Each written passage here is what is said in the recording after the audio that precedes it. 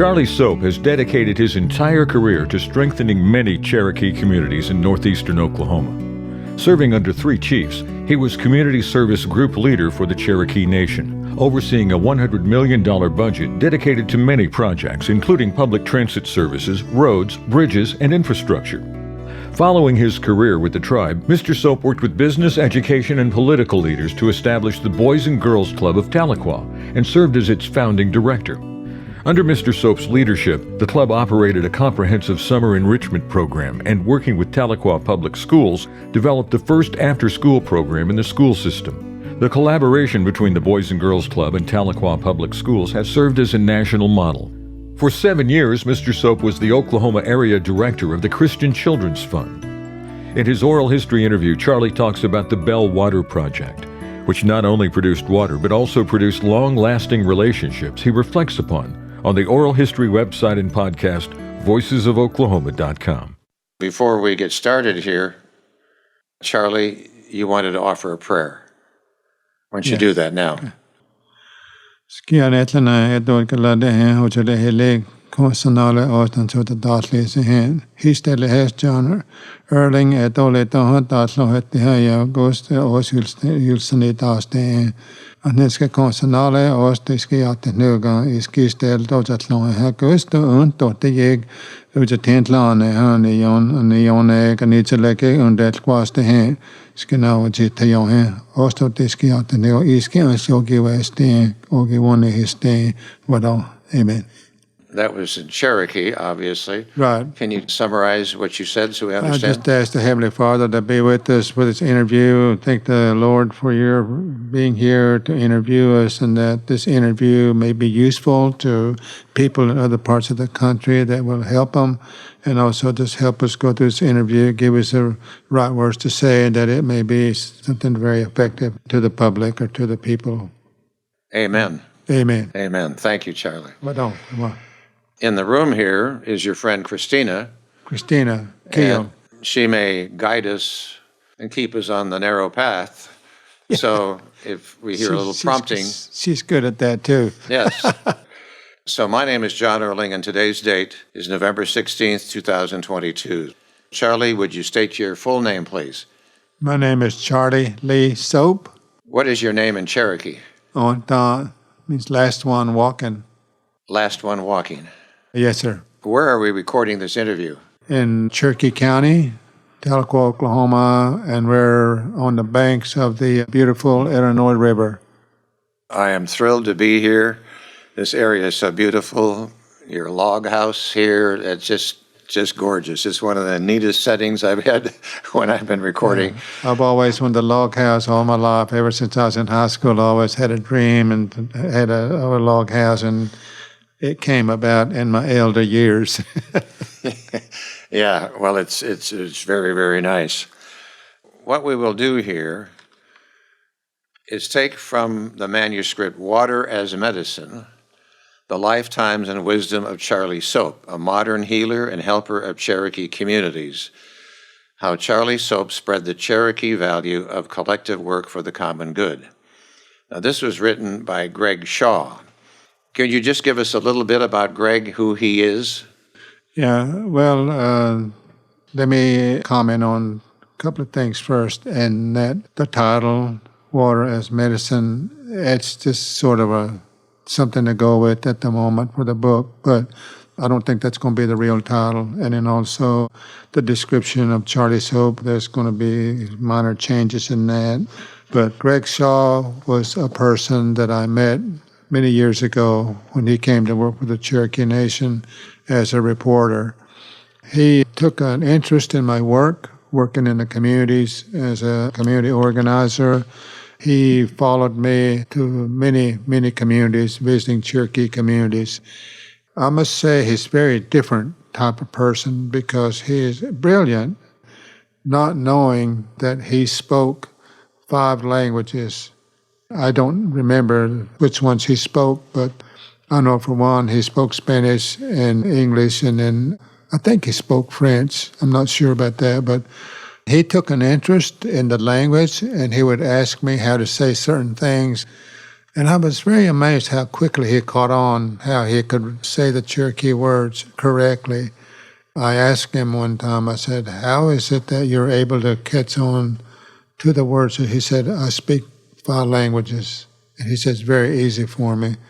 So it made it more comfortable for me to teach him the words that he wanted to say. I think one of the first words he learned was, are you ready? I said, how do you say that? I said, no, you. And he would come into the office and he would say, no, you, when we got ready to go. And we would go, how do you say this? How do you say that? And it was very valuable for him as we went into the Cherokee communities, because a lot of times the people are standoffish when you have a stranger come in, especially in the rural, full-blood communities. But when he would start talking Cherokee a little bit, and they would look at him surprisingly, but you could tell the people liked it and was impressed that he was trying to learn Cherokee. So that kind of opened a door for him to make way into the Cherokee communities. And by the time we left, we could carry on the conversation pretty good, but I'd have to laugh at him sometimes because he was trying to say it was kind of funny, So, but that's just natural for anyone trying to learn a different language. Well, I appreciate he forwarded the manuscript, not the final one, to me, so that helped me as I researched for the interview. Let me say at this point, Wilma Mankiller, your wife, gave an interview to our Oral History Project August 13th of 2009, and then she died April 6th of 2010. This became the first interview we ever put on our website, and we felt really honored that she was the one for that, and we launched it at April 10th, 2010. So to bring this all together now, what's interesting, and I read from chapter 1, Greg writes, in the months following Wilma's death, I received from Charlie 2 fax copies of Chief Mankiller's typewritten drafts of the chapter that follows. In 2021, I found another copy of her draft manuscript in a barn on Wilma's property at Mankiller Flats. With the help of others, I've carefully and sparingly edited her work and presented here at the opening chapter. Chief Mankiller retelling of Charlie's early life and the Cherokee tribe's early story is for her to tell. I will begin to read, but then I'm going to have you take off. She wrote, a few days after the vernal equinox, when the day and night are of equal length and the sun crosses the celestial equator, signaling the beginning of spring, Florence Soap experienced the familiar pains of childbirth. Speaking softly in Cherokee, she told her husband, Watt, that it was time for him to get his mother, Charlie, soap. So you tell me now, Florence is your mother, Watt is your father. Tell me who's about to be born. Yes, Florence, Four-Killer, maiden name is Soap. My mother and Watt, real name is Walter, but they call him Watt, my dad. And then Molly, Knight, was my grandma, Molly Soap, after marrying my dad's brother. She delivered, I think, 5 of us at home. She was a small lady, kind of kept to herself a lot, not very conversational with the young kids at the time we were around her. When older people would come, she would open up and start talking in Cherokee. But her way of talking was more like teaching the people that were around her in a way that was educational to them about our people. One that was very interesting about her was she was a healer. She knew a lot about medicine. A lot of people would come to our house to be treated, to be doctored by her. She was someone that had much respect in our communities. But it was interesting that even to this day, I think about why would my grandma pick me to go with her to go look for medicine. We would go look for medicine. I felt uncomfortable being around her because I was just a young boy. Being around adults was something that we weren't used to. And so going with her, following her through the woods, through the fields and things, getting medicine, she knew which plants to do for which treatments, for different types of illness. I would have to do most of the digging when we had to dig for the roots. Sometimes we took an axe with us, and I would have to get the barks off the trees that were medicine trees. I think the hardest part was when we'd be out in the woods and have to go under brush piles to get certain medicine. I would have to crawl in under the brush pile to go get it. Sometimes it'd be in a rough terrain, and maybe down a steep slope, I would be digging for roots out of a hill. At the time, I didn't realize the importance of it, having to learn to do all that, but then she would start telling about these different plants. This is for this. John testa yuska hena water killa. This medicine is for someone that has a fever. Or helena water yuk is a dole goose kilo gig your taske. Goose if someone got cut or it's bleeding a lot. This is the medicine for that. And then she would say, I said, I will teach you how to fix these medicine when we get home. I would think, I just want to go play. I don't really want to be taught. And then she would get me in the kitchen and she would teach me. But she did it in a real commanding, like it's almost like a scolding way. You better listen to me because this is going to be important. And so I learned to pay attention to her, and if I didn't pay attention to her, she'd go tell my dad or my mom, he's not listening. And they would have to intervene. They would have to come in and kind of put me back on track. You think you were about 10 years old or so about that time? Yes, I was about that age at the time, yeah. Right. Let me establish the date you were born. What was your birth date? March 25th, 1945. 1945? And so how old are you today? Today I am 77.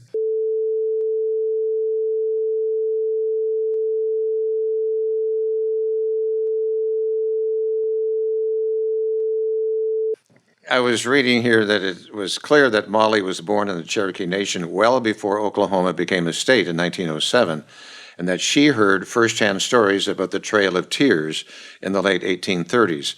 Did she talk about what she heard about the Trail of Tears and tell you that? They talked about that.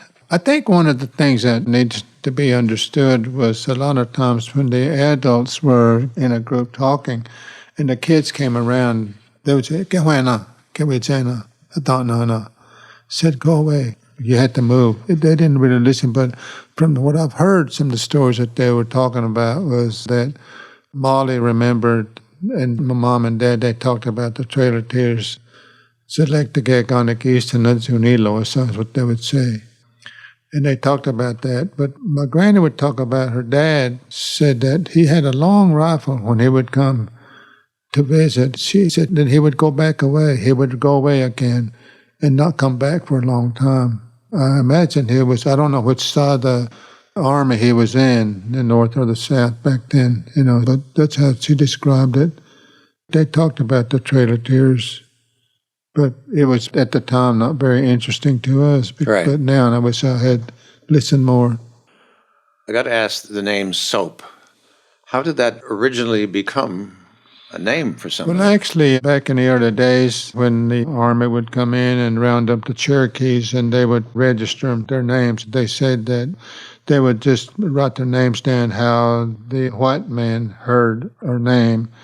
I was told by an elder that soap is not the real name that you all have, but that's what it sounded like to them. But there is a soap in our tribe back in the early days. He said they were long-distance runners. They were messengers, and that's where that soap comes in. He said there was a medicine plant that they had that they would take before they ran, and that's what that was, And that's so they had that kind of a mix-up, And there is a Soap Elementary in Georgia and Soap Creek and a beautiful creek down through there, but then it's not the SOAP. It's supposed to be spelled different. It's said different way, but that's how the white man wrote our name. But we were messengers back in the early days. The plants that Molly showed you, did that ever mean anything to you as you grew older? At 10, it probably didn't. Absolutely. Yes, absolutely. I was able to go get some of those plants on my own. When Mom or Dad would need it, or Granny needed some plants, and as I got older, I would go out into the woods. And I think most of my family, the brothers and sister, would know what the plants are because even the parents knew what the plants were. You know, we use medicine for dogwood, for cherry and hickory and different kinds of trees, barks, and then the plants, we use different plants. They still use them nowadays. Those of us who are not part of the community, probably somebody's questioning these medicinal plants. Did they actually heal? Did they Absolutely. help? They absolutely They did. did. Yeah. They would heal wounds, or what would they do? Yeah. You ever tell a story about her? You could tell about Christina, who's here with us. A story? Tell us. She was down the river one day, and I was at church. It had rained, and she was trying to move a log, and the log got too heavy for her, and it shifted on her, and it threw her down on the ground. And she had a big cut right through there. When I came in from church, I saw one of my friends in the kitchen cooking, and I thought that was strange, not going to the bedroom, and she's laying down. I thought, what are you doing laying down when your friend is cooking? You should be cooking for her. As she moved her hand, and I could see the blood was kind of spurting out of her forehead. I said, what happened? She said, I fell. Actually, our belief is that you can't just voluntarily say, I can help you do this, or heal you, or help you with this. That you have to ask, the person has to ask you to help. So I said, I can help you with that. And she said, well, I wish you would help me. I said, will you help me? And I said, sure. So I went outside and got the hickory bark, and you had to chew it. Actually, it sounds kind of gross when I say this, but that's not the real term we use in Cherokee. Tahlequah, said it's kind of like blowing like a mist, like when you like aerosol spray it. So I said, I'm going to have to spit on you. And she looked at me. I said, but that's the way it comes out. So I did that. And then I think about 10 minutes later, it quit bleeding. Wow. Yeah. So we use that for bleeding, and it works. Molly, your grandmother, kept a very small book with the Cherokee medicinal secrets written in it. Is that book around? Do you have it? My daughter-in-law has that book. It's a lot of the medicine is written in Cherokee. Okay. I can't read Cherokee, so You can't read it? I cannot read it. Yeah, I can speak it, but I cannot read it. Yeah. Now, your mother, Florence, let's talk about her a little bit. She was a devout Christian. She was a traditional, spiritual, very spiritual person, and probably the nicest lady you would want to meet. Very friendly, very caring about people. When someone was sick, she would be at the hospital or at their homes and things, because our lives are so different nowadays. Back in those days, when people were sick, we would go sit with them and take care of them. It was not like it is nowadays. Nowadays they don't want nobody around or whatever, but back then people came together and helped the families however they could. But my mother was a very hard-working lady and could keep up with the men and work. We lived on a farm, and we did a lot of farm work. She could drive a team of horses and split wood, use crosscut saw, and help Dad cut the railroad ties, and she'd put those things on her shoulder. Her and my dad, they'd carry those railroad ties to the wagon, load them up, take them down and sell them. That's how they made her money. I always tell this story, but I wish I had a picture of my mom and with the team of horses. When they would cut some of those big logs down, sometimes those logs would go down a hollow. And Mom's job was to carefully lead those horses down the hollow and hook up those chains to the logs. And then she'd drive that team of horses up that hollow. And I could just see her running alongside those horses, whipping those horses. Yeah, get out, She'd go up the hill and bring the logs out, and then they'd make those railroad ties. When Dad used to plow with a regular turn plow with a team of horses, cut a big old tree down, and we'd tie chains to that log, and we'd bust those clods up that way. And she'd stand on that log with the team of horses. I wish I had a picture for doing that, but I have a picture in my mind. Yeah. Then we'd come along behind her with those hoes and bust up the clods even smaller pieces so we could plant crops. She was a gospel singer? She had a beautiful voice. She was a gospel sang in church? singer. Yes, she was. Yeah. All her sisters and my uncles were gospel singers. Did you get any of that singing talent? No, I couldn't sing. Christina's shaking her head yes. So, I started singing one day. I had dogs laying on the porch, and dogs jumped off the porch and ran away when I started singing. So I think they sent me a message. it's interesting that some Cherokee Baptist preachers warned the Cherokee people against using traditional Cherokee medicine or participating in stomp dances. So you had that tension in the church. I think I wouldn't call it a tension, but I think most of the time the preachers teach from the Bible. But we had to remember way back in the early days, we had to have some kind of spirituality. So a lot of them believe that the stomp dance is more spiritual and things like that, where people get together and pray and medicine and all that. And nowadays it's so different, our generations have changed. But I think they still respect. I think what I hear most people say is, there's so many religions out there. How do we know which one's the right one? So we have respect for all religions. We have to honor those and be respectful to all people. Your mother, Florence, how many children did she have? 11. 11 children? Well, I say 9 brothers and 1 sister, but one baby died when she was born. Where did you come in the birth order? I was in the middle. In the middle. 11 children. And then it had to be a huge house that you lived in. Our house was not very big. Early days, these houses weren't big. This was on that government land we lived in. It had 2 bedrooms, the living room, and a kitchen and a porch. So my brothers would sleep on the floor. Some of them had beds, and my mom and dad had their own room. And then we had that living room, and some of us would sleep in the living room. Later on, there was an old shed out there in the back. That's where I slept. I built my own bed, put a mattress on it, and that's where I slept. But I was always kind of like a daring person, and always doing something different. Then let's zero in on your father. Talk to him about his personality and what kind of a person was he? My dad was really a hard-working man. My dad was real strict. My dad was quiet. My dad was very, I would say, knowledgeable about a lot of things. But we were not really close to him because I think later on in life I became close to him after I got out of the military. But he was very disciplinary, and if you messed up, you're going to pay the price. We used to get whippings and stuff. I always said that if the laws were back then the way they are now, he'd probably be in prison for child abuse because, they took a strap to us. But we learned. We learned to be disciplined. He made us smile, but he made us work. There was no such thing as enjoying the day as far as just reading a book or playing. We had time to play once in a while, but most of the time we were working. Mom cooked with the wood stove, and we'd be out in the woods cutting wood, out in the garden planting crops and things like that. But we were always working. So that's something that I think he instilled in us. I think that's something that's very valuable to our family. I see my brothers or other people talking about my family. They said, they're always working. They don't know how to relax. Well, that's where we grew up. Yeah.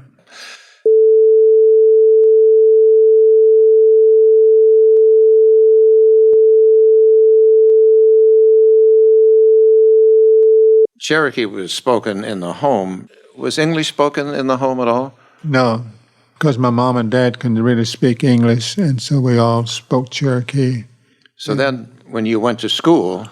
Oh, gosh, when I went to school, I was in a different world. I didn't want to go to school because I couldn't understand the teachers, and I'd sit there all day, and then, of course, we had recess periods. That was the time we'd go out and play, and then we'd come back in, and it was very difficult time for us.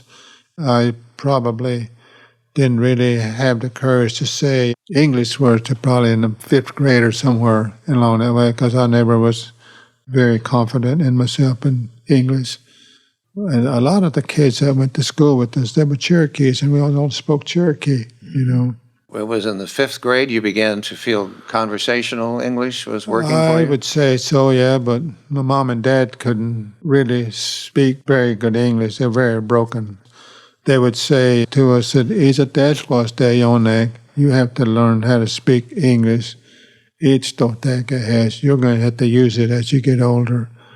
We started picking up on it, but the other younger ones, they just got used to us speaking English, and Now they can't speak Cherokee. Yeah, Right. so they've just kind of lost it. And that's sad. I wish we'd all to learn the Cherokee now. Now we're trying to preserve the language. Right, and I was just noticing here in the Tulsa World, Cherokee Nation opens $20 million language center. I think that's awesome. I think that's long overdue. We should have been teaching the language way back.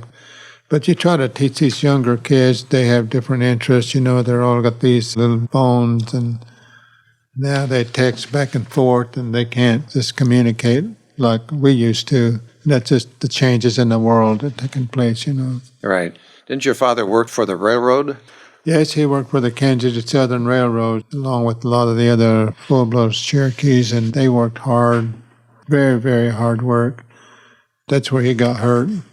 The thing about it, they've been on that land, government land. The government said we had to work it. We had to make improvements in order for us to live there. We had 100 acres of land. Dad and we farmed it. And when he got hurt, we had to move because Dad couldn't work it. We couldn't work. And so we had to move into town. That was a cultural shock to us. On this land, which your mother had acquired several acres of land on the original Four-Killer family allotment. Yeah, well, it's an East Piedmont community. My grandpa had some land there, his family members, and they gave it to my mom. But it was all wooded area, rugged terrain. Only thing suitable there was just to build a house, and that's where we built one of those Jim Walters' home. They built a shell. We had to finish it up. Let's move you ahead to high school. Where did you go to high school? Stillwell High School. You were an athlete, Yes, and a very good one, I might add. Basketball was your sport, yes. and you enjoyed that. In fact, Larry Adair, the former Oklahoma Speaker of the House, who was a couple of years behind you, said it was a joy to watch Charlie play basketball. He could jump very gracefully, like a deer, and he was an aggressive and focused player. Yeah, I enjoyed playing basketball very much. I think all my brothers, all of my family, my sister was very good. My sister was someone that could play like a boy, we said. She had a jump shot, could dribble. She was a great athlete. Yeah. Unfortunately, she got hurt. She had a very bad injury to her knee. We'd play around the yard, playing basketball and things like that. So, you played in high school. It was probably all Native American players in high school, or not? Was it a mix? It was mixed. Mostly it was Native Americans, most of Cherokees.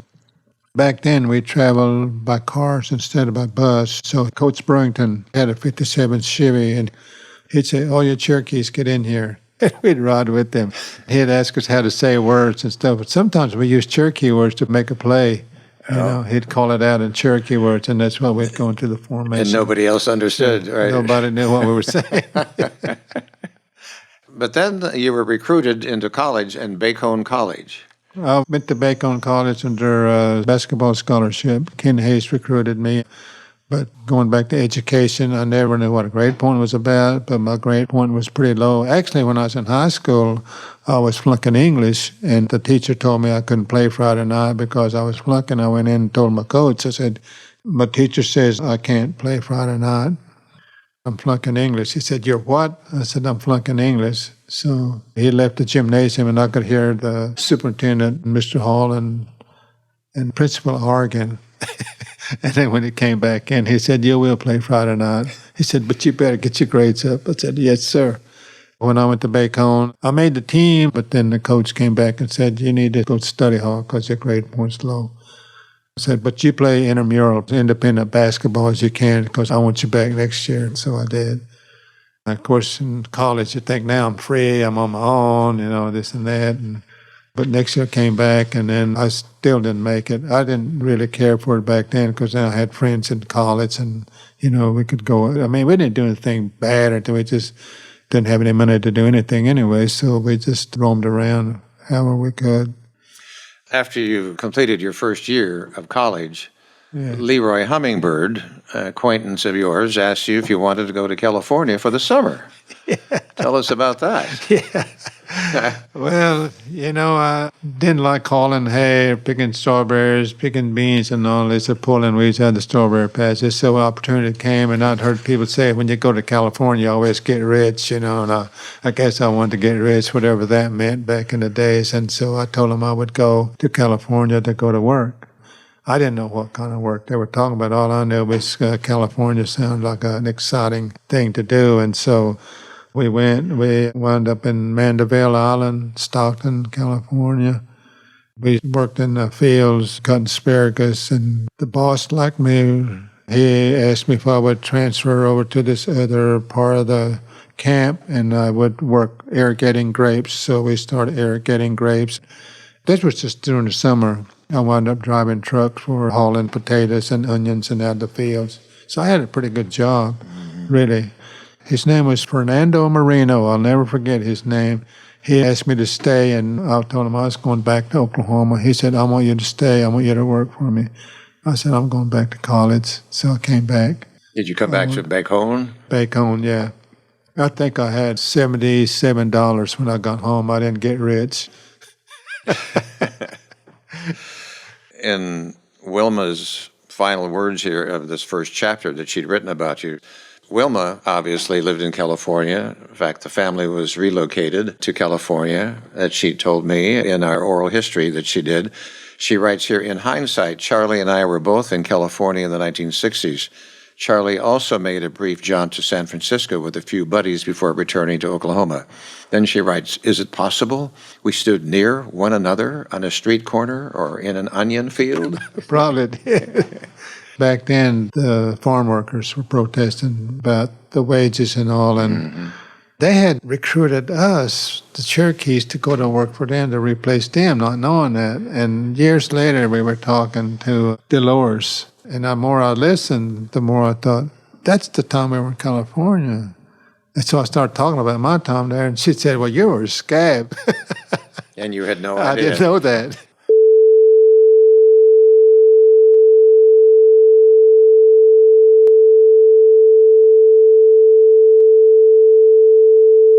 Along about 1965, the Vietnam War was ramping up, and there was recruitment. Navy needed people. So did you volunteer at that time? In the Navy? Yeah. Yes, I did. Not intentionally, I don't think I did. I just kind of made a real quick decision. My cousin, Larry Crittenden, asked me to take him to town to join the Navy, and he said, go with me. I said, I don't want to join the Navy. I said, I'm going to college. He said, well, take me to town. So I borrowed my mother's car. We went to town and went to the post office to the recruiter who was there, and he asked me if I wanted to join too, and I told him no. I said, I'm going to college. He said, I don't even want to talk to you then. I was always interested in being a heavy equipment operator. Listening to the recruiter, he's telling Larry, we'll send you to school, whatever you want to do. That caught my attention. I said, well, boy, that might be a good opportunity for me to go and learn some trades there. Then I got closer to the talking, and by the end of the conversation, he said, do you want to join? I said, I'd like to go to CB, Construction Battalion School. He said, we'll send you to Construction Battalion School. All they wanted me to do was join, I guess, and so I joined, and I asked about the school when I got into the Navy aboard the ship. He said, we're not sending you to no school for construction battalion. I said, oh, well, somebody told me differently. He said, well, that doesn't matter. He said, you're here now, they said. Wow. So how long were you in? I was in the Navy for 4 years. Okay. You played basketball, though, too. Played basketball for the ship's team. I used to see these people going off the ship carrying tennis shoes, and I was wondering where they go, because I was afraid to get off the ship. I was just a country boy, I'd never been around big cities or anything. I seen all these ships and submarines and all that. I said, wow, this is kind of scary. When they would get off the ship, and one day if I got the nerve to follow them, and I followed them to the gymnasium, I said, how do you get to play ball in there? He said, you got a quarter, get your shoes, socks, jockstrap, shorts, T-shirt. I said, I got a quarter. So I slapped that quarter down and got my stuff and started shooting around. A couple of weeks later, I noticed that some of those other guys on the big court were playing. So I got the nerve to go inside and sit way up on a bleacher. The lieutenant looked up and saw me and said, "Don't you off the ship?" I said, "Yes, sir." He said, "Come on down and play with this tryout." So I did. And he was a big guy. Of course, him being an officer and being an enlisted man, he was just kind of shoving me around and really roughing me up. I think, this is not fair, because he's an officer. He's just doing this. So he said, "Come on, do something." So anyway, I started pushing him back and everything, and he went up for a shot, and I crammed him. I stuffed him that way. He looked at me and said, "Do that again." I said, "Took the ball and then do it again." So I did it again. He said, "Let's go down here and sit." So we sat down, we talked, and I tried out for the team. And about 3 weeks later, I was captain of the basketball team. That was the U.S. Navy team. Later on, he told me, after playing several games, that was the second year, I think, he said, "The U.S. Atlantic Fleet team's going to be scouting you tonight." Said, "You better put on a good show." So I did, and then Atlantic Fleet asked me to come and try out with them. So I did, and I made the traveling team. There's some big boys on there, man. There's some big guys. How tall are you? 6'2". There was one guy that's on there, 7-footer. Wow. Yeah, he's a big guy. Yeah. Do you watch basketball now? Are you interested in it today? No, I don't, not really.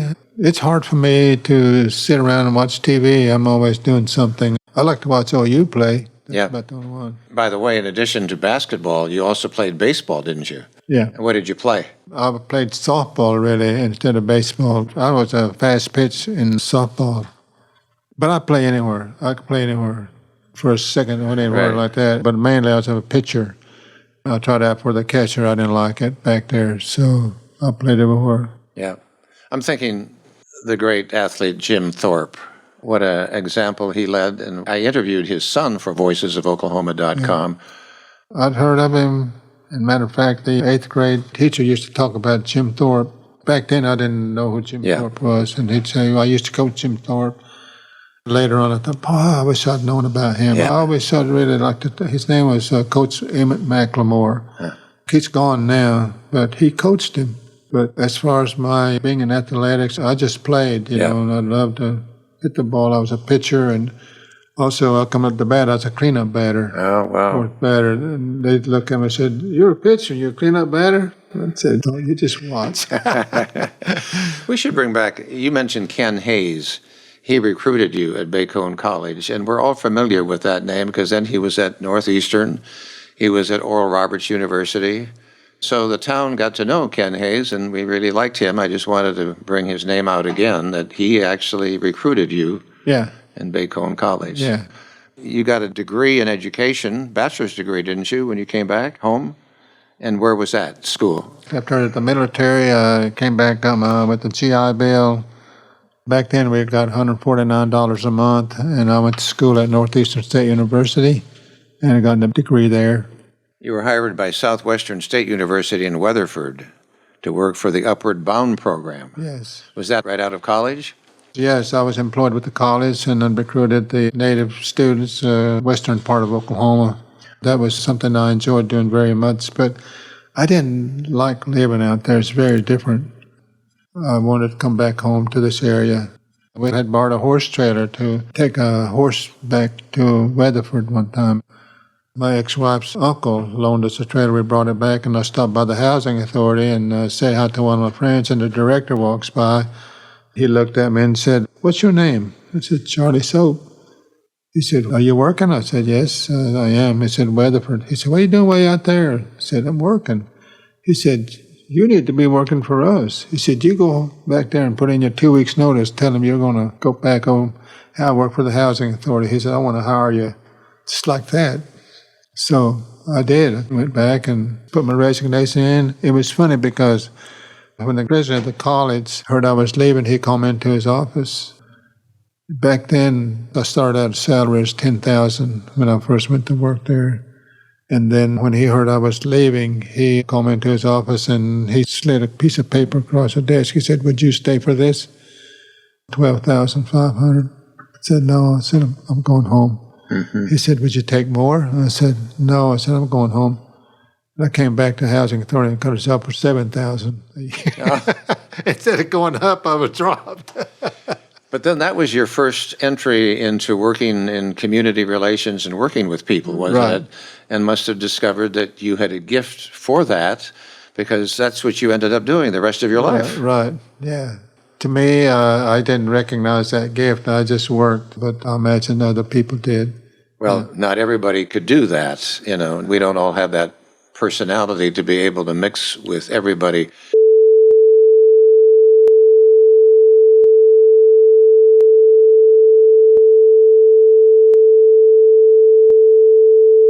But you had an interesting experience. You were driving down the road and you stopped at this roadside gas station. Something happened to you there.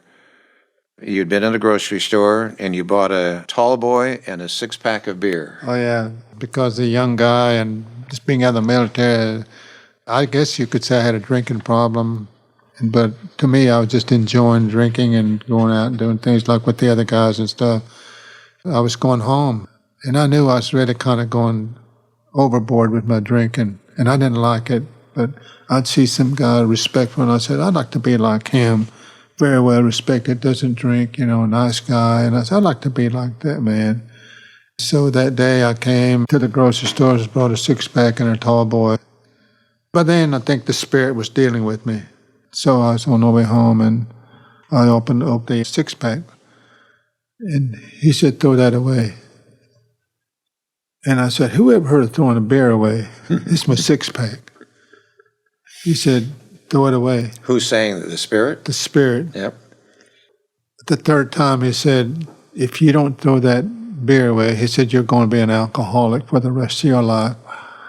Boy, that put the fear in me. I said, I don't want to be an alcoholic, So I threw that beer out, six-pack. Boy, I saw that rear view mirror, looked in at it, boy, the beer cans are toppling down the road. But I felt good. So I said, my last beer, I popped that tall boy open. He said, throw that one away too. I said, this is my last beer. I'm going to quit. He said, throw it away. Third time again. He said, third time, I'm going to tell you again. He says, if you don't throw it out, he says, you're going to be an alcoholic. So out the window it went. And I felt so good. I felt like it's just a whole lot of stuff was lifted off my shoulders. Got home that night. It was dark that night, and I sat there and I thought, what happened back there? I was sitting in a recliner. TV was off, and everybody gone to bed. I was just sitting there thinking, what was that? I remember I closed my eyes. Actually, I was going to pray. And all of a sudden, this light come through. And when people say they've seen the light, talk about the light, I've seen the light. I experienced it. And people may think I'm crazy, but that's fine. But that light was so bright. I thought, wow, what was that? What happened? And then I thought, if it's real, I said, I want to see if it is. So I would go down the hallway and go into the bathroom, close the door, total darkness. And I said, Lord, if it's real, I said, make it happen again. I was down on my knees, and it happened again. I thought, my God, this is real. It's a real deal. But the feeling that came over me then was so overwhelming, such a good feeling. It changed my life. You have tears telling that story. How old were you about when that happened?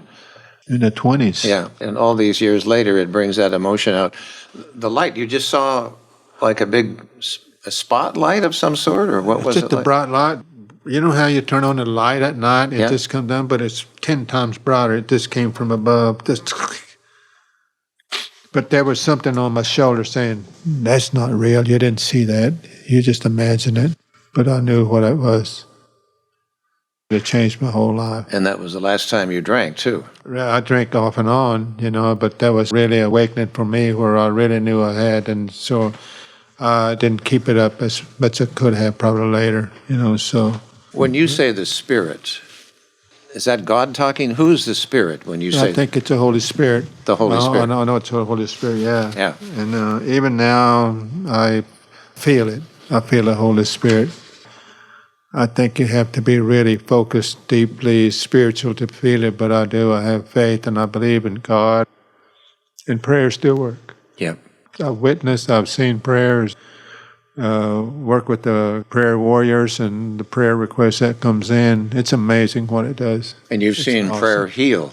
Prayer heals, absolutely. God heals, prayers heal. But you can't just say words. You got to really be deeply rooted. You can't be a water skipper. So, You're right. I understand what you mean.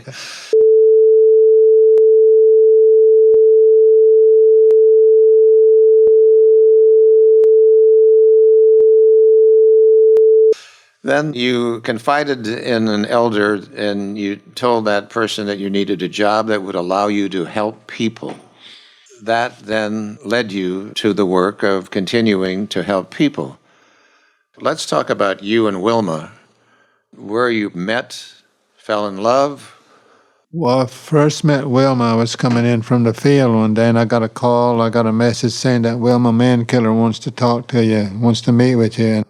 Back then, Wilma was a big name. The person, the name, the tribe.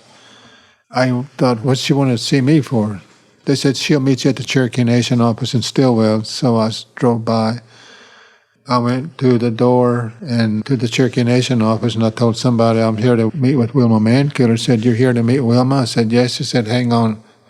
First time I ever saw her, she came to the door and met me. She said the first thing she ever said to me in person was, so you're the infamous Charlie Soap. The infamous. I said, I don't know who I am in that term, but I said, I'm Charlie Soap. She said, I got one question to ask you. She said, I need a house built. Can you help me? I said, I have one question to ask you. She said, what's that? And I said, is your request to build a house on restricted land? She said, yes. I said, well, it'll take a long time because you got to go through a lot of bureaucracy to get the restrictions of the land removed. You have to have a clear title. She said, that's just all I didn't know. She turned around and walked off. Wound up, she built her own house, didn't have to go through the tribe. She built her own house. She built her. I met with her. And you said no to her at first, in a way. I didn't say no. I just quoted the policy. Right. But I would have helped her build a house. Sure. You know. But then, And then later on, we met somewhere else at the stomp dance. I think we were at stomp dance. But that's before that. Bell Water Project was being talked about. I didn't know exactly what all that was, and I'd heard people talk about it off and on. And then one day I was told they wanted to see me in the director's office, so I go back there. And when I walked in, there's the director, all the heads of the department, Ross Swimmer, and the attorneys sitting there. When I walked to the door, Ross Swimmer said, if any man can do it, he said, that man right there can. I said, doing what? And I looked over there, and Wilma Mankiller sitting to the right. She said, how you doing, Mr. Soap? I said, I'm doing fine, Miss Mankiller. And she sat down beside her. And I was intimidated by her because everybody thought the world of her. And she was just a big shot, you know, and here I'm just an old country boy, you know. And I listened to him, and I thought, man, they're talking about Bell. That's a rugged community. They don't know what they're getting into. So anyway, I walked out. But I had some relatives back in the community also. My brother lived there, and I thought, well, they might be able to do something with their help. I remember I walked into the conference room. I was looking out the window, and I thought, that's going to be hard to do. Because those people, they don't trust the tribe, they don't trust the housing, they don't trust anybody. And then someone spoke behind me, and she said, what do you think, Mr. Soap? I turned around, Wilma was standing there. And I said, you think we can do it? I said, it's going to be hard. She said, you better change your way of thinking because we're going to do it. I said, okay. And then one day, after working together, she wanted me to come by the house. I went by the house, and she was having trouble with one of her daughters and wanted to talk to me about it. And I said, you talk about spirituality and all this. She said, I just need to talk to you about some things about that. I just told her, we pray and ask God to help us with our issues, with our problems and things. She said, tell me more about this dude you call Jesus. I said, he's not a dude. I said, it's Jesus, because she wasn't a believer at the time. So she started going to church, and then later on came by the house again after some time, maybe a month or two or something like that. I could tell there was something. I really had a lot of respect for her because she really was someone that I'd never experienced, had seen before, where really liked people, was pure at heart, having love and caring about the people. Boy, she's different from anybody. So I was attracted to her and things like that. I guess we were both attracted, and that's when we embraced and we kissed, and that was it. Mm-hmm.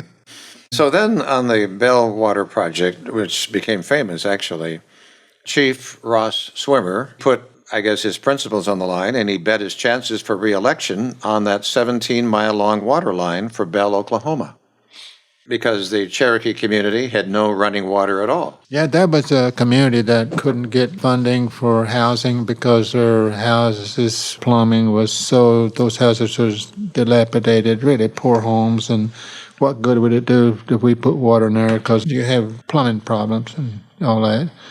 We couldn't get funding for it because of housing, and then we couldn't get housing because there was no water. So that's when they came up with this self-help water line.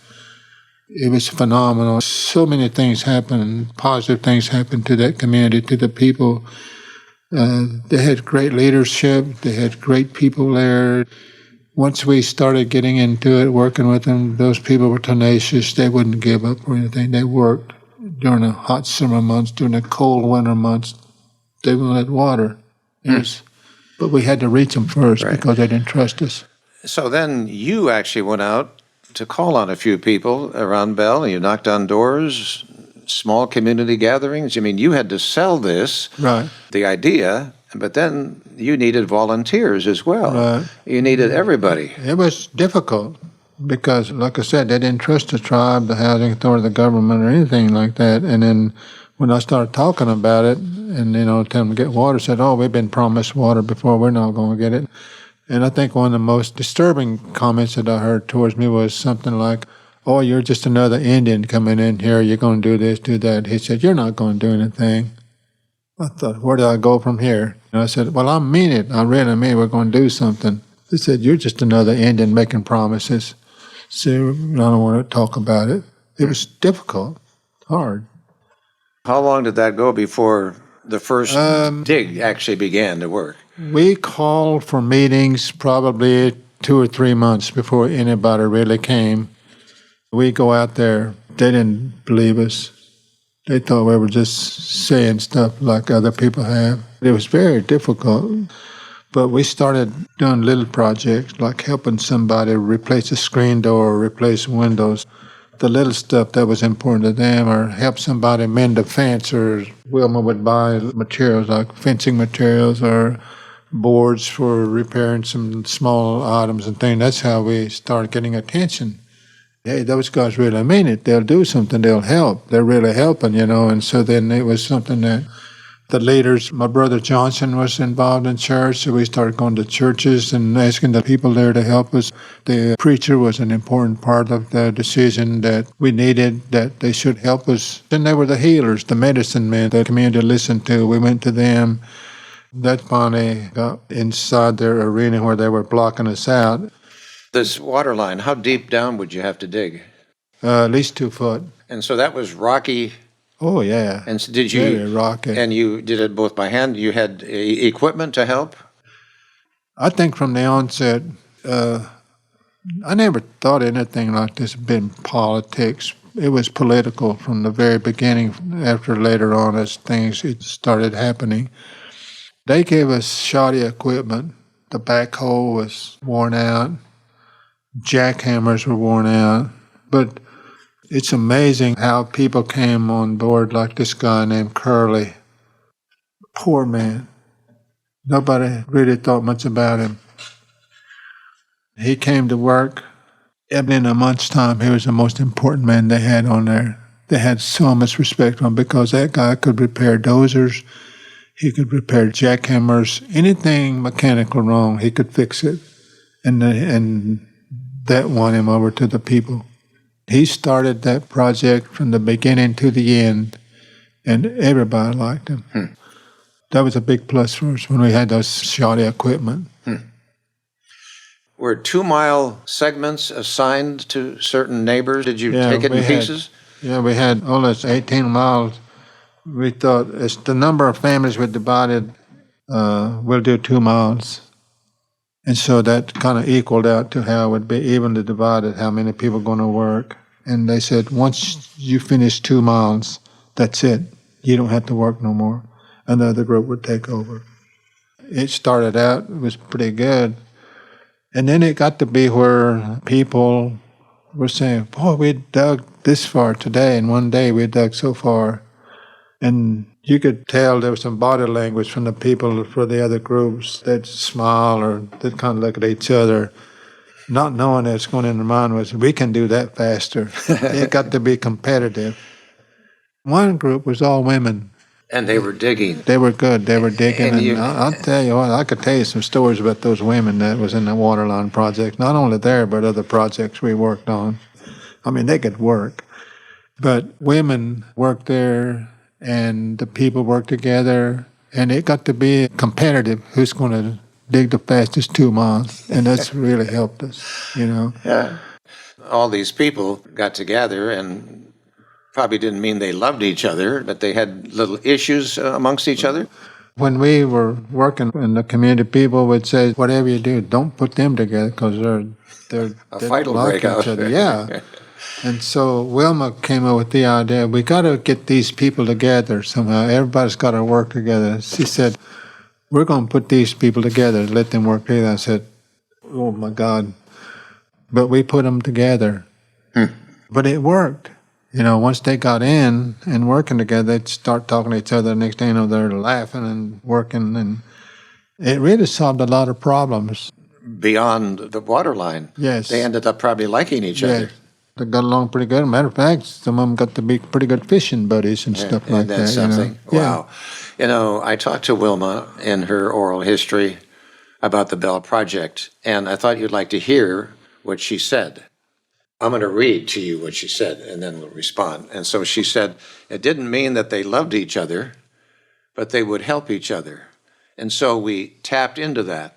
The day that we started the Bell Project, after organizing people very tightly for a long period of time to work on the water line and build the water line themselves, we assigned certain families to a 2-mile section. And then that would be done, and then another family would take over the second 2 miles. And when we drove down to Bell that day, I remember we had CBS Sunday Morning News there, and Ross Swimmer was there, and coming around that bend up to where the project was starting, I had a moment where I just thought, what if they don't show up after this? Is what I believed all my life was people would do this. So when we turned around the corner, and there were cars there and people there, and you know, we had our old dilapidated backhoe ready to go. It was just an incredible sight. That was a very inspiring project, very inspiring project. For you to hear her talk about that moment has to be special for you, right, Charlie? That's the night that people came together at that meeting. Yeah, we were driving down the road hoping that people would be there. And we went around this sharp curve, and you could see the Bell School. And I mean, there were cars parked all over the place. Side the road, down the ditches, across the ditch. Oh, my God, I said, look at that crowd. She said, this is unbelievable. And I said, yeah. She said, Charlie, you're going to have to get up and speak. I said, there's too many people. I can't speak like that. I said, Charlie, you got to. We walked in that cafeteria. It was jam-packed. It was awesome. Yeah, and all three of us, Christina, you, and me, we all have tears in our eyes right now as you're telling that story. Yeah. And you laid all that groundwork and brought them together to begin that project. Yeah, it was amazing. And everybody was happy. They knew that this was going to be real. Yeah. Yeah. Then it was in 1983, the crew could see a little red flag off in the distance. Tell us about that. Well, we were getting to the end of the project, to the end of the line, and Curly was a backhoe operator. He could use dynamite. He could do anything you wanted done. So we got there, and they were working, and he was setting up on the backhoe. I walked up there, and I said, Curly, I guess you're going to be happy this is over because, man, you've been with this all the way through. He got real teary-eyed. He said, I hate to see this come to a close. He said, I have met so many nice people here. He said, there's all good people, Charlie. He said, I'm going to miss this. He said, I don't know what I'm going to do. Curly, I said, we've been talking to Burnt Cabin. Burnt Cabin is going to need water, too. We use that word Skadoogie, where everybody working together was, and he looked at me and says, Skadoogie. I said, yeah, Skadoogie. And of all people who shows up, Burnt Cabin, One of the first people that showed up was Curly. He come driving up. Yeah. He worked with this there for a while. Man, the whole thing gives me chills as you're talking about it. Yeah. Whatever happened to Curly then? Did he stay with that? He's gone now. Yeah. But this is what I hear. And I'll probably get emotional here. But the story is, this guy, Bill, and his dad was walking down this dirt road close to their house, and they saw this smoke coming out up to the bridge. And they said, "Who's this down there?" And she went down there and said, "Dad, there's some man down here under that bridge. Looks like he's cooking." So they went on, they got to their house, and they told Cindy that there was a man there. They said, "Well, why didn't you bring him? Tell him to come and eat with us." She said, "I don't know who he is." He said, "That don't matter." So go get him. So knowing that family, you have to know that the lady, Cindy, a very powerful leader. She doesn't give up if she wants something. She always helps people. Very strong lady. So they went back and talked him into coming. They don't know how long he'd been there, but he said he needed the bath and all that. And so they fed him and cooked for him. And then they asked him if he needed a bath. He said, "I could use one." But he said, "Well, go in the bathroom and take a bath." He said, "I couldn't do that. I won't do that." So they said, "What if we closed the kitchen off and we got a tub and heated water for you, and then you can clean up there?" He said, "I'll do that." So that's what they did. They gave him a tub. He cleaned up, and the story is that when he got through, they said his hair was real curly. So Cindy asked him, "Do you mind if I call you Curly?" He said, "No, that's fine." They said, "You want me to cut some of your hair off and trim it out?" She said, "Oh, I would love that." So time goes on. They asked him if he would stay with them, and they took him in. He stayed with them. And they noticed later on that there would be several cars parked in their yard. And they would say, "Well, who's here? Who's here?" Nobody would be there, but Curly would be out there working on those cars. Somehow the people in the community found out that he was a mechanic. So they started bringing their cars there. And then one day he was gone. He was gone. He was gone to town. They didn't hear from him again. And what happened was he had found a woman. They had got acquainted with the woman. And he took up with her. That woman was blind. And he was taking care of her and living with her. They come to find out her last name was Soap. Relative. Of your relatives. Yeah. I don't know what relation she was, but the people talked about that. Said, but anyway, they wound up building a new home for him. But that's the kind of stuff that happened. That story you just told about Curly, that was before the Bell Project. Yeah. That's how he came to the attention of everybody. The Bell Project. But somewhere down the road, some people came and visited with Bill and them. Because they're gone. Those people are gone. They were asking about that guy, Curly. And they said, "You know what?" He said, "There's a big garage in Kansas City, and he used to work there. And one day he just left. He's the best mechanic they ever had. He's gone." And that's where he left and wound up in our part of the country. Did he just disappear and all of you never knew where he ever went? From Kansas? They didn't know where he went, yeah. He came here, but then... Yeah, but then he left your community, and you didn't know where he went. Is that true? So you don't know where and when he died? No, I didn't. Of course, back then we were so busy. Yeah. That self-help movement took off so fast. Sometimes we had 8, 9 projects going at one time in these different communities. Water lines. People wanted water. So I'd go in and organize those groups and say, "This is how you need to do it." Or I'd bring some of the people in Bell and say, "How did you do this?" They'd ask all these questions. And that's what they wanted to do. They wanted to build it. They had a bunch of lines going sometimes. So then to complete the Bell story, Jim Kaufman, a volunteer, took a wrench to a valve. That's when they opened that water. Water gushed from the water faucet in the 4-killer family home. Yeah. That changed the whole community, didn't it? When that water came through into those homes. It changed a lot of things. Not only Bell, but other communities. Still yet, there's still a need in some of these rural communities. They don't have water.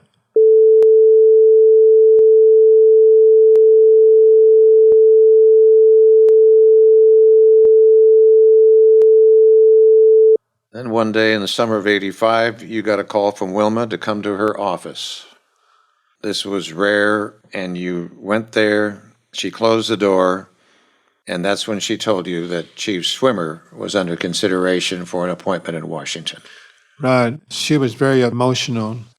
I don't know if she was touched, moved, or frustration or fear, because she was really having a hard time talking. And she said, Charlie, Ross is going to leave, and I'm going to be the chief. I'm going to have to move up. She said, I didn't expect that. She said, Ross talked to me about that. He said he called me. She said, well, you can do it. I said, you've been doing a lot of things in the communities before. He said, but not of this magnitude I haven't done. I said, you'll have some good help. I said, people like you. She said, will you help me? I said, that's what I'm doing. So that's when she became the first female chief of the Cherokee Nation. Yes. Then in that time, newspapers were beginning to cover the beginnings of Indian gaming, and the question of casinos was coming up in the Tahlequah area.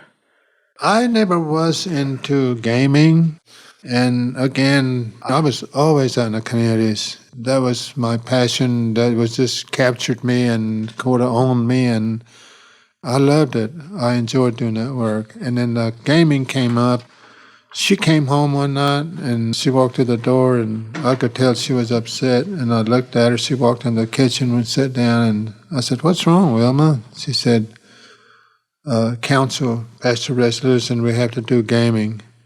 She said, that's one thing I told the church leaders that I would not do. She said, now I have no choice. And I said, well, you could call them and tell them. They'll understand. She said, you think they will? I said, well, Ma, I think you have such a respect out there. I said, I think it's not you. It's just something that the tribe has decided. And she did. She called up the preachers. They were very understanding. Yeah. She certainly had her health problems, many of them, and one of the major ones was a kidney transplant. Yeah. She had a lot of health problems, but boy, that didn't stop her from doing the work. She went to work, and the kidney functions. I think I first noticed that when we were working on the Bell project with the myasthenia gravis, the disease that she had. She'd have a hold of something and she'd drop it. There was times she got down in the ditches with the people, and you could tell she was struggling, but she tried not to let it show. And I asked her one time, I said, which was a mistake, I think. I said, do you have health problems? And boy, she looked at me. I mean, boy, her eye just pierced right through me. She said, it's none of your business. I said, well, I was just asking. I didn't know what else to say. She never did answer me. And then later on, she said, I do have some problems. And I said, well, with all the stuff that you do, I said, you should talk about that. I think you would inspire people if you did that. There's people think they can't do anything that's probably sitting around the house, but when they know what you're doing, I think it'd be good. And then later on, I'd say about a month later, she walked in, said, Charlie, I did what you asked me to do. She said, I did tell about my health problems. She said, Leanne Taylor, someone interviewed her on Channel 6 or something, and boy, she started getting calls. She inspired people. Mm-hmm. It was awesome. So she was more comfortable with her problems with the kidney and myasthenia. And I mean, it's really hard for her to keep up that momentum, to keep up the fight in her. She was sick a lot, you know. Back then, I did a lot of volunteer work in the communities because I couldn't really hold a job because I didn't know when she would be sick. So quite often, I'd have to take time off. I don't think any employer would want me to be that way. And every time she would be so sick that she couldn't get up, she'd try. I didn't know what to do, and I just finally called an ambulance. I told her, I said, Wilma, you better get ready because the ambulance is coming to pick you up. I can't say what she said to me, but she gave me a good tongue lashing. She said, why would you do that? Next day in the hospital, she'd feeling better, and she would say, I'm glad you called the ambulance. She said, I was really sick. I said, I know. That's not the only time that happened, but there were times when she was really sick. Even at the office, she would have to get up and go to the bathroom and get sick because of kidney failure. Yeah. She also was involved in an automobile accident, and she also had cancer. And wasn't it cancer? Yeah. Isn't that what took her in the end? And that pancreatic cancer took her in the end. She came home, I think she'd been from Chicago or Wisconsin somewhere. She said, I can't do this anymore, Charlie, I can't do this. I thought she was just talking, and I thought she'll be okay in a week or 2 weeks. I said, oh, you'll bounce back, you'll be okay. You always do. And she said, not this time, I can't do this. I think she knew she had a major problem. And I think she called Christina and told Christina, she said, I can't do this. They got together and they talked, and that's when they found out too she had pancreatic cancer. Very much longer after that, she was gone. Where did she die? She died at home in Rocky Mountain. When she got diagnosed, she wanted to be home. Mm-hmm. And the doctor said, I think we could start treatments for you and think we might be able to. Wilma said, not this time. She said, you're just prolonging my suffering. She said, I don't want any treatments. Yeah. So we went home. People from all over came. It was just incredible, the number of people showed up. Different leaders, tribal leaders, dignitaries, people from all over. Must be about 20, 30 people there wanting to help. It was, she left quite a legacy.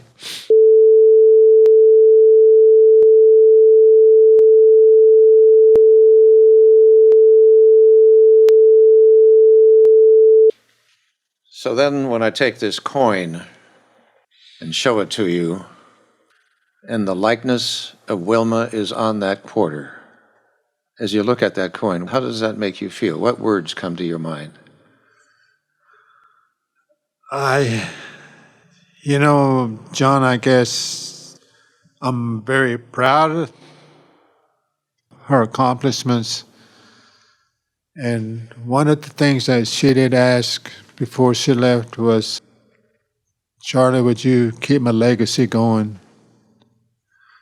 I didn't know how to respond to it. But that coin came and was a surprise to me, and when they said that they wanted to put her on a quarter, actually I told them I didn't want her on a quarter. I would not give approval. I would want her on $1,000 bill. And they got real quiet. I said, I don't think they're joking kind. I said, oh, that would be such an honor. I think it would. So I said, that would be good. I told Christina, she was there, and Christina, you work with the mint. I'm not good at stuff like that, but the design is a lot of her work, working with the mint. She's the one that took the lead role. Yeah. You worked with the mint to come up with this? Yeah. I'm sitting here looking at it right now. It's just hard to believe that and it's still hard for you to believe that it's there? Yeah. I don't want to spend my quarters. I hear you. And everywhere we go, when we did the movie, Cherokee Word for Water, everywhere we went, people were saying, if it hadn't been for Wilma, I couldn't be who I am. I mean, you're talking to doctors, to lawyers, or CEOs and things like that, some young person coming up the ladder. She had such an impact and such an inspiration in their lives. I can see why she wanted to keep her legacy going. And matter of fact, I always say, you know what? I didn't have to keep her legacy going. She did it. It was obvious that everybody had so much love and respect for her. I asked her in the oral history interview what she was most proud of. This is what she said. I think probably being able to facilitate a group of health professionals. First of all, I never did anything by myself. Anything that I've ever done in my life has been with a team. I think the fact that we were able to set out a plan over a decade, say we're going to build freestanding health clinics, develop a prevention program, and then actually stay focused on that and get it done. That sounds, not that exciting, but at that time we had no gaming money. So we just had to figure out how to work with the Indian Health Service and the Congress to get things built. I told the people in Stillwell that I would build them a clinic when I was first elected, and I was going to get it done one way or another. Yes, that sounded like her. Yeah. She had a way, I guess she probably had a vision how she could do that. I mean, she is brilliant. I know when she was running for office, she said, Charlie, Ross asked me to run. What do you think? I said, I don't know anything about politics, Wilma. said, if that's what you want to do, fine. She said, I don't think people would want me to be in the office if they found out my background. I said, what do you mean they found out your background? I thought she must have robbed a bank or something in California or something. And I've done this kind of work, she said, before in California. She said, I used to work with the Black Panthers. I said, you did? She said, yes. And I know all those guys, the leaders. I worked with them, and then also was with AIM. I said, you mean American Indian Movement? She said, yes. I said, if they found out I had this in my background, I don't think they would elect me. I said, Wilma, they're looking for people that'll fight for people. I said, I think that would be no problem because you're fighting for the people, fighting for the lives, fighting for the freedoms and all these things, fighting for women's rights and all. I said, I think you'd make a good candidate. She said, would you campaign for me? I said, I don't know how. I wouldn't know what to do. She said, just speak for me. Just talk about me. I said, I can do that. I said, people, it didn't faze them at all. They didn't know who they were dealing with when she told me she's been working with the Black Panthers and the AIM movement. And then when she announced her candidacy for a second term, she won that election with 82% of the vote. Absolutely. I love her philosophy about politics. I wish all politicians could see the way she looked at politics. After she got in the office, walking down the hall, sometimes I'd see somebody that was very not in favor of her running for office. Mm-hmm. They were hateful. They were mean. I mean, we ran into a lot of stuff, threats and all that. And then to see somebody that had been so mean, hostile to her and everything like that, I said, you mean you hired those people after what they did to you? She said, Charlie, that's just politics. She said, doesn't matter. I think everybody should be involved in politics. She said, they don't have to love me or hate me. She said, the important thing is, as long as they do the work for the people, and they work for the people, for the betterment, for the good of them, she said, yes, I will hire them. She said, they don't have to like me, as long as they work for the people. And I think that's missing big time in politics. Yes, it is today, for sure. Oh, yeah, what an example. Yeah.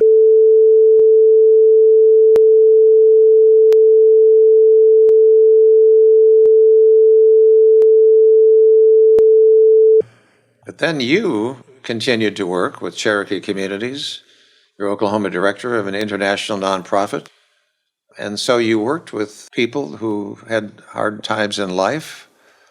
In the early 90s, CCF, what was that, CCF? CCF was a Christian Children's Fund early on, and they did vouchers for clothing.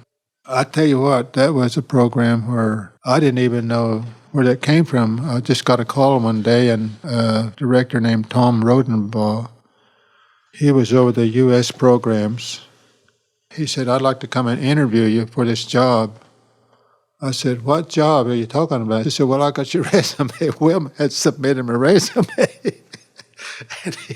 And I said, oh, okay. So I got home. I said, Wilma, did you send an application in for me with the Christian Children? She said, oh, yeah. She said, I know you do good work on those kinds of things. She said, I think you should qualify for that. I said, well, there's a guy named Tom Rodenbaugh that's going to come in and interview him. She said, oh, good. I said, what?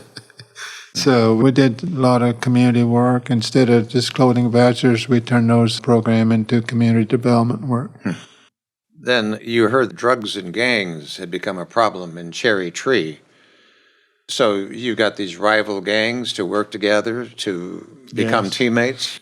Yeah.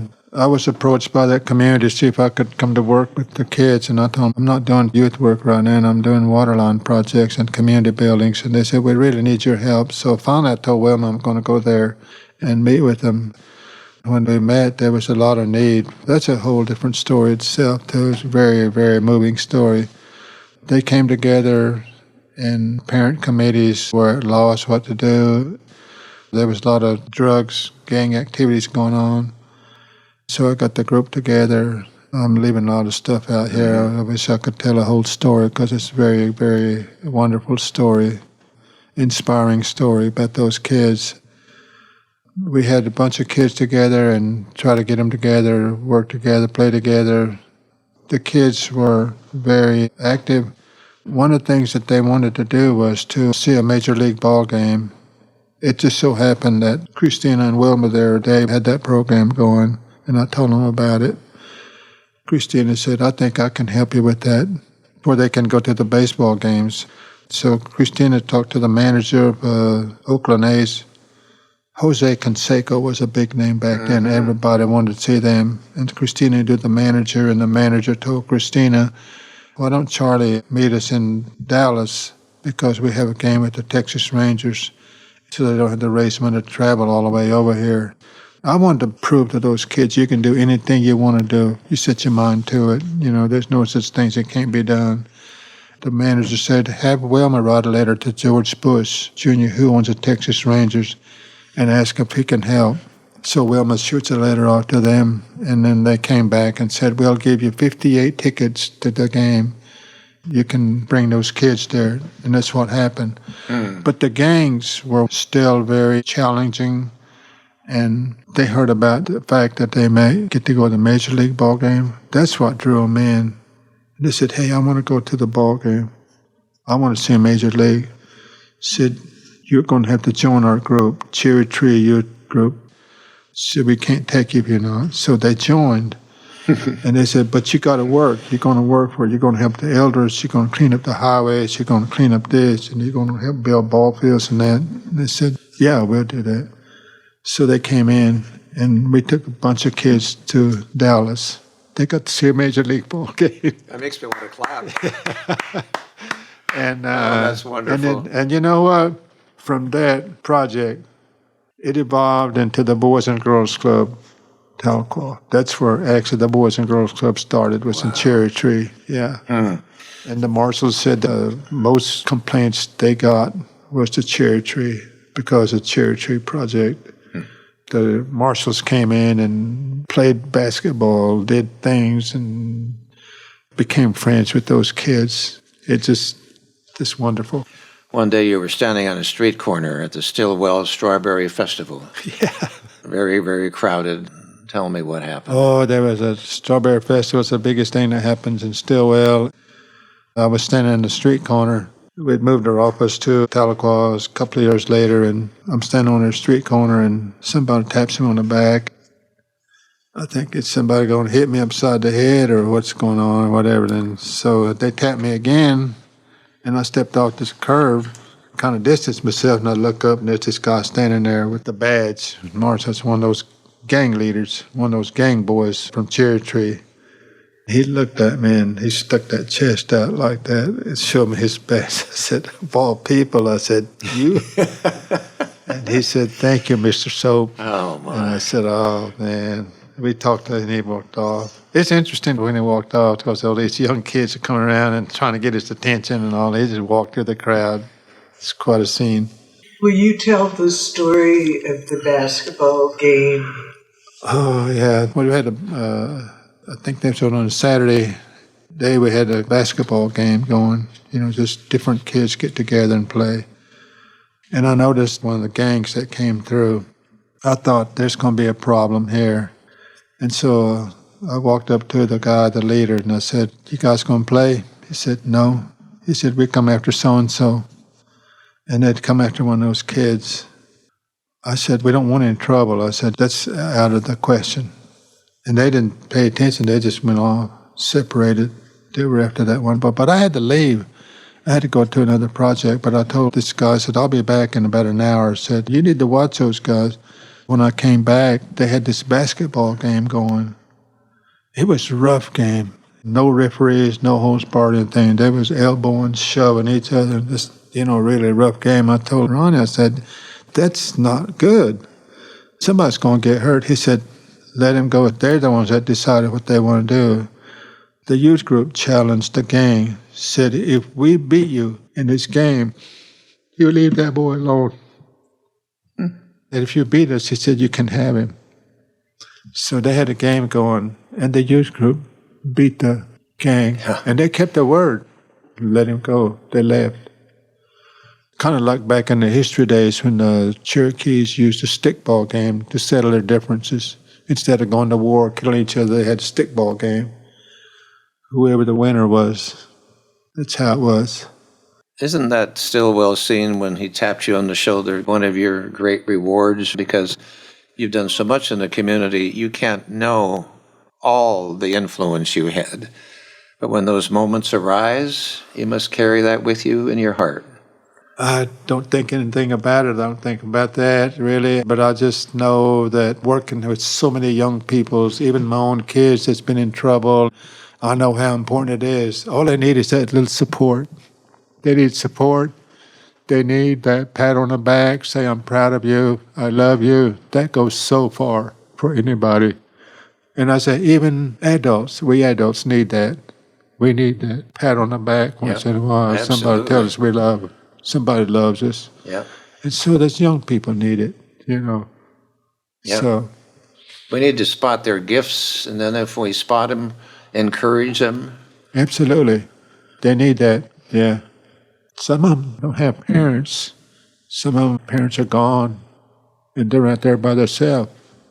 It's hard for them, you know. Instead of stomping them in the ground, you need to extend a helping hand. Yeah. Say, let me help you.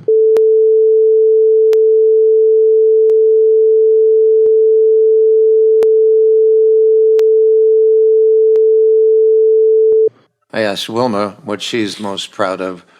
Can I ask you that question too, as you look back? What are you most proud I of? think the most proud of is the people. You give them a chance that they can do what they want to do. You have to trust them, give them the opportunity, and the things that they can accomplish.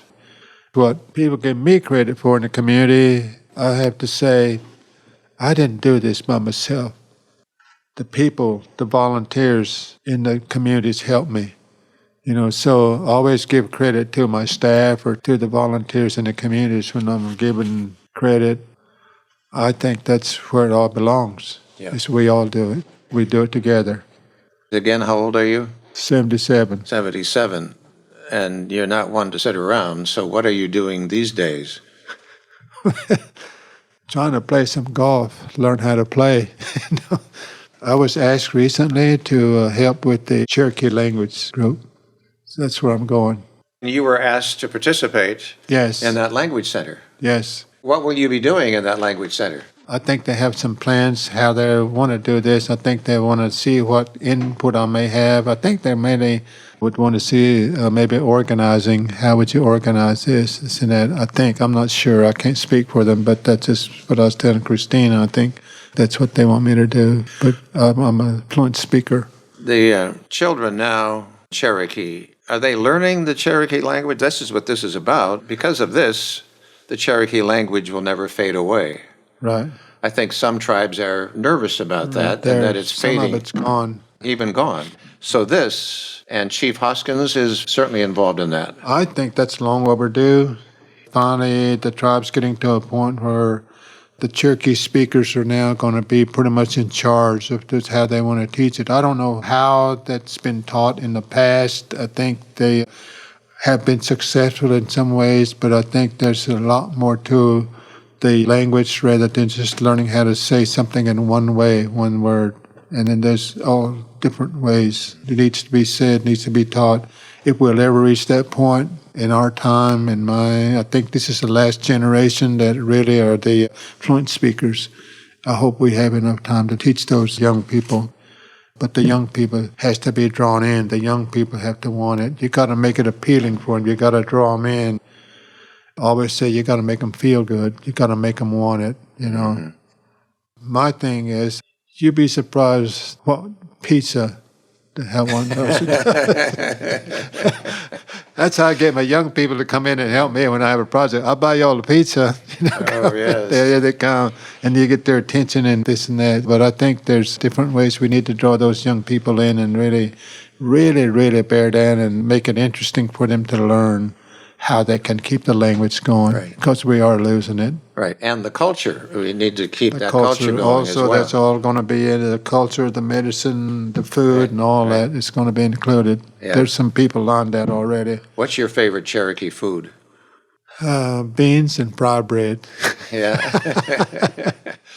You gave me a book here when I came in, Mankiller Poems, The Lost Poetry of Wilma Mankiller, with a foreword by Joy Harjo, who I've also interviewed for voicesofoklahoma.com.